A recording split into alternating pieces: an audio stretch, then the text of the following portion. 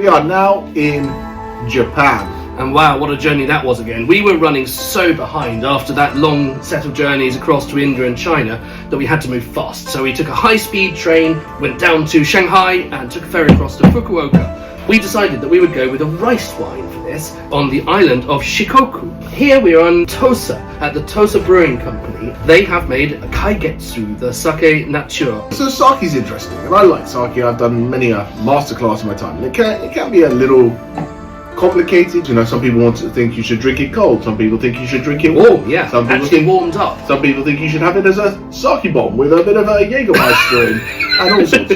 But the real main thing about the quality of sake, you've got your sake pyramid, and whether it's, you know, filtered, unfiltered, added alcohol, non-added alcohol, that kind of stuff. We could talk about it for hours. They'll mill the outside of the rice down, and generally the higher the milling percentage, basically the more of the husk they take off the edge of the rice, the higher the quality, and therefore the more expensive the sake. This is milled down to 45%. So once again, you've only got about half of what you started with. Wasteful process, but of course, if that's what you need to hone down this into this really super smooth, super high quality product. And this is the Junmai Daiginjo style of sake. Yes. They recommend that you should have this with Sol Meunier or turbot in a champagne sauce, sea eel nigiri, or even some white miso soup. And it's got that kind of umami quality to it, which I think makes it work so It's nice. got this lovely richness, this lovely textural element to it.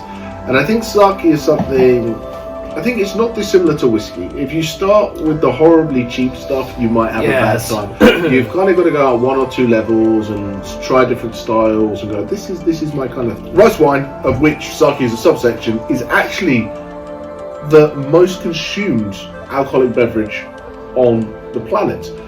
This isn't weird and wonderful, it's just not massive in the UK at the moment. But I don't think I'd want something with this much flavour with a kind of a, let's say, a salmon sashimi. You'd need something like that eel with a little bit more flavour to it. It's got to be a little bit more robust, so it doesn't get overpowered. It's the same with wine. You know, this has got quite a lot of flavour to it. It's got that tang, it's got that zip, like right on the tip of your tongue. And you've got to have enough power and flavour in the food to stand up to that, otherwise it just gets overpowered and lost behind the wine. If you are liking this, then you need to turn around to us at home now and say oishi, which means, oh, this is delicious. You should video yourself doing that and put it in the comment. All I can say is arigatou gozaimashita. We are going now onwards back to grape wine, and we're going to go somehow Very south. Very south to Australia. Sayonara. Sayonara.